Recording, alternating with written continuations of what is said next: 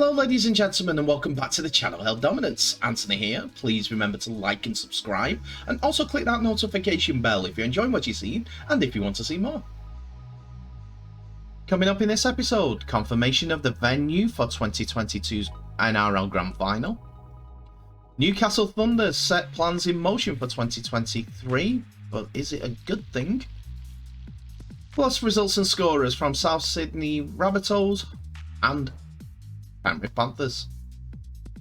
And we start today's episode with the news of the NRL Grand Final after the Australian Rugby League Commission has confirmed that the 2022 Grand Final will be held at Sydney's Accor Stadium. The ARLC has today confirmed a one-year deal for this year's Grand Final, with further discussions to take place for matches beyond 2022. The chair of the ARLC, Peter Vlandis, has said it was important to make the right decision for the game and its supporters. I spoke about the reasons for and the why Stadium Australia's held up of confirmation was being done in yesterday's episode, but today it's all changed. Well, almost. We're pleased to have been able to confirm a one-year deal with the New South Wales Government for the 2022 Grand Final, Mr. Vlandis said. The Commission was always keen to ensure a balanced decision which was in the best interest of our fans and other important stakeholders, and we believe we've achieved that. The Commission will always act in the best long-term interests of the game. I'd like to thank the New South Wales Government for the additional investment in this year's Grand Final. It's important to note that all options remain open from 2023. That last sentence is the salient point. They had an agreement until 2042 with New South Wales to hold the Grand Final in Sydney or New South Wales territories. But now, more money's gone into this year's Grand Final, because they were going to make more if they moved it to Suncorp Stadium, and also they are not getting as much money or even no money for stadium renovations for their clubs around New South Wales, which I still think is a bad idea, that they're using public money to pay for stadiums. The clubs get enough money, the NRL gets enough money. Why don't they put their hands in the pocket? Vlandis also took time out of his statements about the NRL Grand Final to talk about Suncorp Stadium's owners. I'd also like to thank the Queensland Government who stood by us through COVID, partnered us through the relocation of the 2021 Premiership, including the Grand Final, while also being ongoing hosts of the NRL Magic Round. To do that seems like exposing where their priorities lie. They want everything in Suncorp. They want it all in Brisbane area. They want it all to be under one roof so that they don't have to keep moving around because it costs too much. That's my own personal thoughts on the matter. You tell me yours in the comment section below. But now, for fans who I've noticed on social media who have been asking where the Grand Final was finally going to be, it's because they need to book flights, hotels, travel, different options to get to the Grand Final. And now that they know it's in Sydney, they can go to New South Wales with no trouble and do what they need to do to book the event.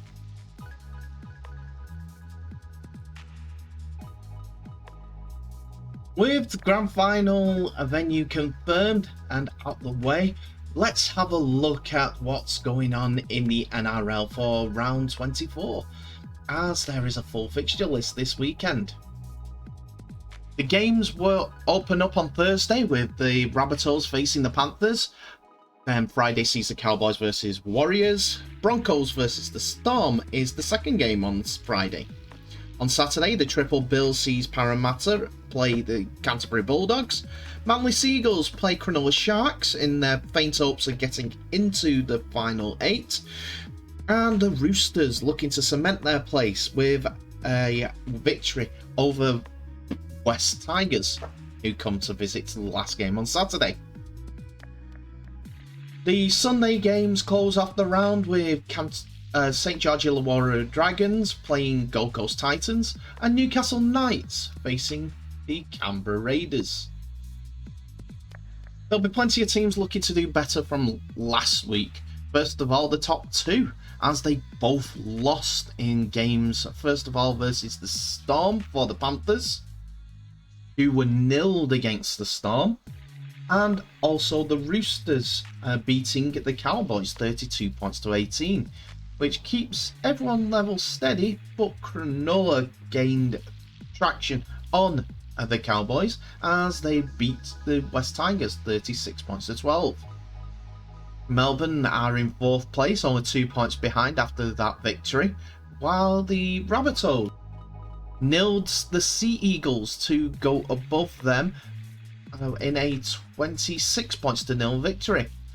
The Brisbane Broncos beat the Knights 28 points to 10 to cement their place in the top 8, but the Eels have got the Roosters and the Raiders only 2 and 4 points behind them. With an outside chance, Manly and St George have still got mathematical probability of getting into the top 8, but more likely won't make it.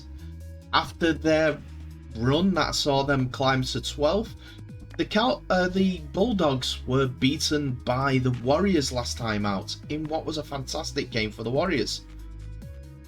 The Newcastle Knights come next with Gold Coast Titans and the West Tigers on 10 points apiece, with the wooden spoon position firmly in the West Tigers' hands.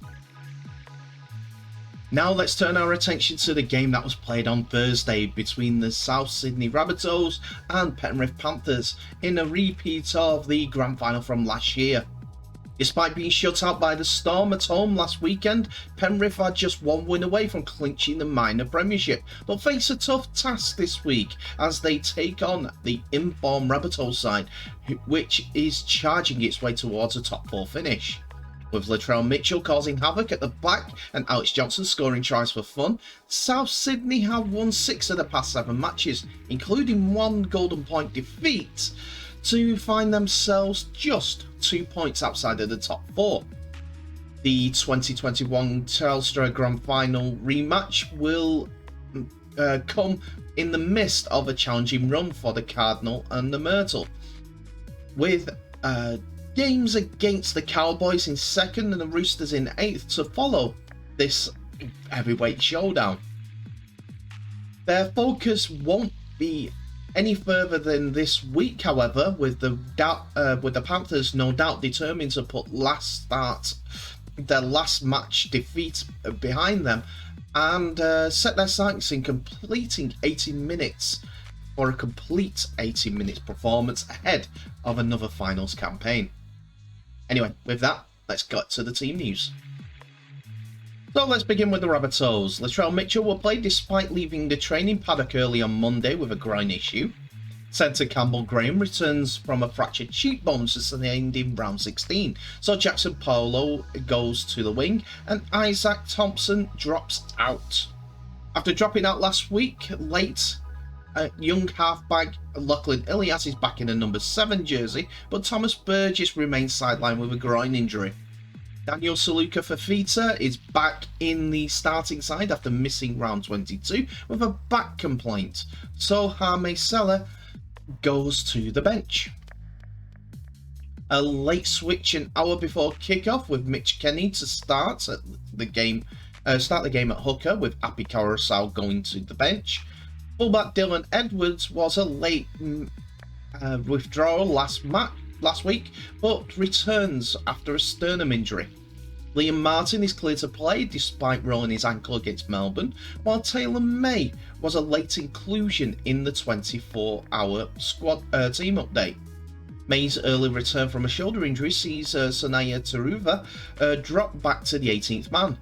Jermaine Hopgood has been called onto the bench in place of Scott Sorensen, who was a late withdrawal with a minor calf complaint.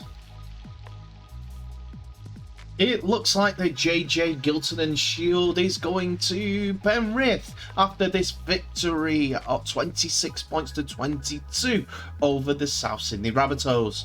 It was the Panthers who got the ball rolling on the 3rd minute before Alex Johnston scored on the 17th minute.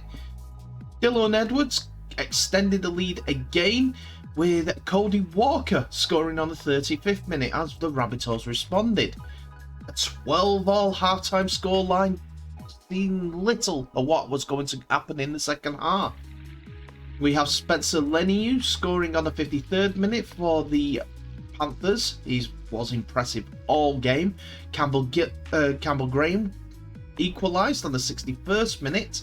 Then Alex Johnson scored on the 69th minute for the Rabbitohs lead.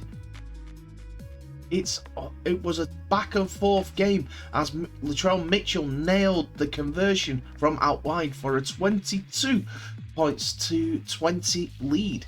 Latrell Mitchell even goaled a penalty in the first half on the 38th minute. But thanks to a controversial penalty decision for Latrell Mitchell scooping the ball up from acting halfback on near his own try line, which seemed a little bit generous for the Panthers, giving Mitchell offside. Creighton equalised for the scoring at 22-all for the Panthers.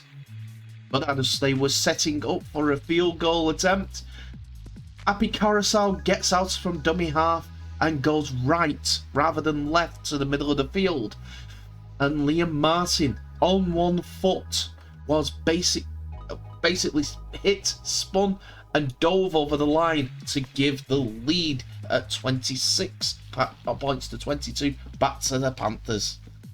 And they are top of the table.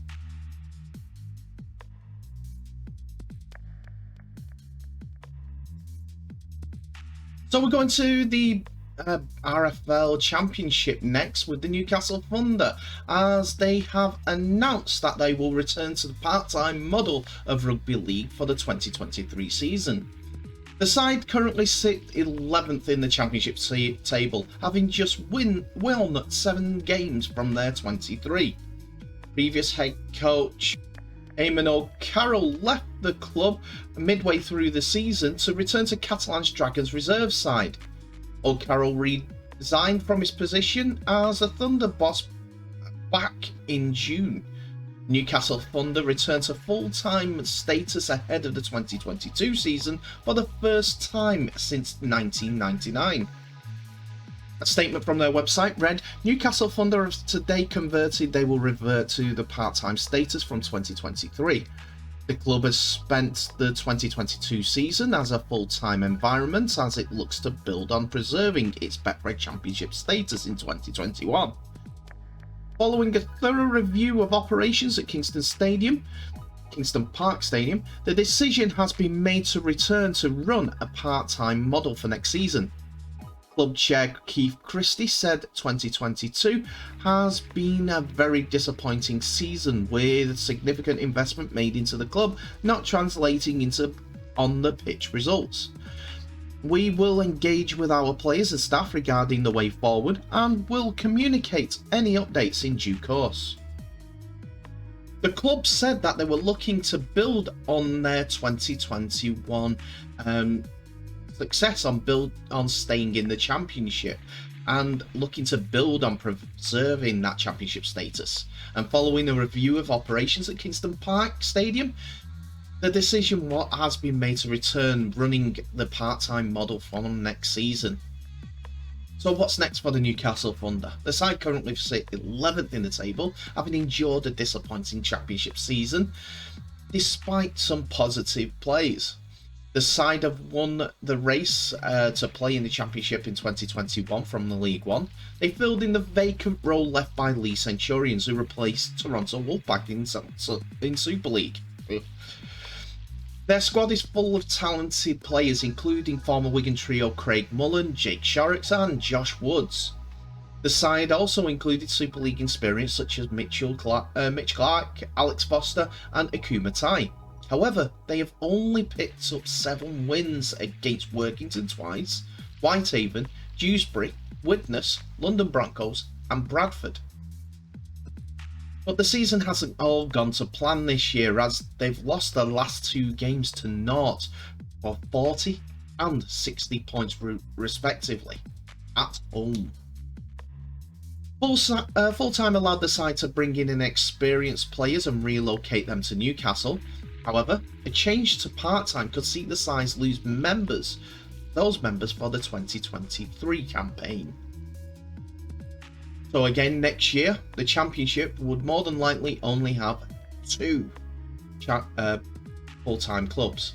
I think they've got around 3 at the moment, due to Featherstone, Newcastle and Leigh Centurions, Leigh who's spending all the money.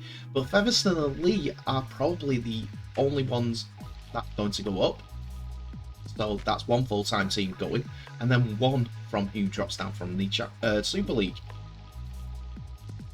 It's unfortunate, but needs must to keep this club survival. We need to get teams like Newcastle up and running and get a sustained fan base and getting them pushing towards Super League. They've got to get everything in place to do that, so that we can grow this game. We're too insular at this moment. I wonder if IMG are watching though.